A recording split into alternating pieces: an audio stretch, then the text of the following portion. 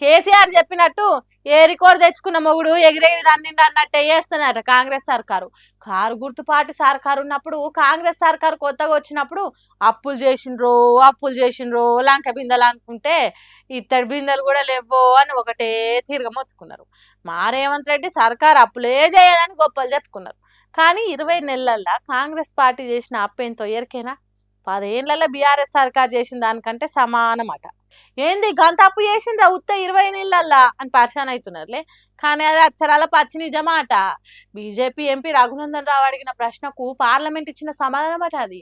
10 ఏళ్లలో కేసీఆర్ 2,80,000 కోట్ల అప్పు చేస్తే రేవంత్ రెడ్డి 20 నెలల్లో 2,20,000 కోట్లు చేసిండట.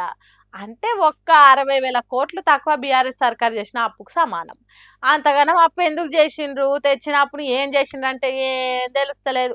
గుడి కట్టలేదు, బడి నిర్మించలేదు, ప్రాజెక్టులు కట్టలేదు, చెరువులకు కట్టలు పోయలేదు, మంచి నీళ్ళు కూడా ఇయ్యలేదు, మంచి షెడ్ అరుచుకోలేదు, సర్కార్ ఆఫీసులు కట్టలేదు, సౌలతులు పెంచలేదు, లెక్క ప్రకారం రైతు బంధు వేయలేదు, రైతు భరోసా ఇస్తలేదు. మరి ఏం చేసిండ్రు అంత అప్పును? ఎక్కడ చేసిండ్రు అప్పును?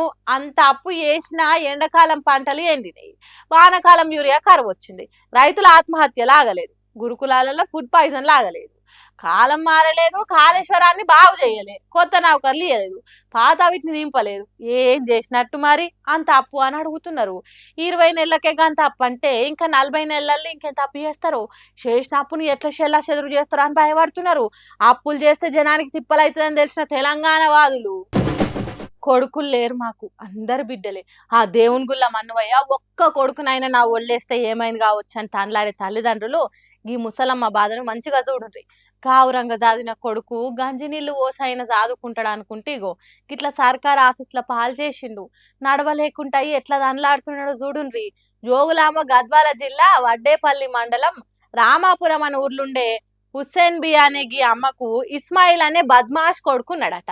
80 ఏండ్లకు కాలు రెక్కలు దగ్గర పడితే కష్టపెట్టకుండా సాదాల్సిన ఇస్మాయిల్ తల్లికి ఎయిడ్స్ ఉన్నదని పుకార్లు పుట్టించి పుణ్యం కట్టుకున్నాడట.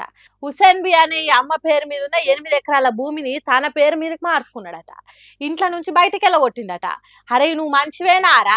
కన్న తల్లిని ముసలీడిలా కష్టాల పాలు చేస్తావారా? పాలిచ్చి పెంచిన తల్లిని పరాయోళం చేసినట్టు చేస్తావారా అని ఊరోళ్ళు తిడతారు కదా. హాగో అందుకే ఎవ్వలేమనుకుంటా మా అమ్మకి ఎయిడ్స్ ఉన్నదనే పుకార్లు చెప్పి జనం నోర్లు మూయించిండట. ఎంత లంగబడివేగాడైనా తల్లికి ఎయిడ్స్ ఉన్నదనే అబద్ధం చెప్తాడా?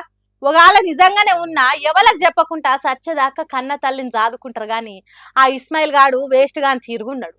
8.5 ఎకరాల భూమి దక్కించుకునే తానికి ఫాల్తు పుకార్లు చెప్తావారా అని తిడుతున్నారు ముచ్చటేరికైన జనాలు. కొడుకు అన్యాయం చేసిండు, నా బతుక ఆగం చేసిండు కాబట్టి నాకు న్యాయం చేయండి సార్లని కలెక్టర్ ఆఫీస్ మెట్లెక్కింది. చూడాలి ఆఫీసర్లు ఎట్లా న్యాయం చేస్తారో.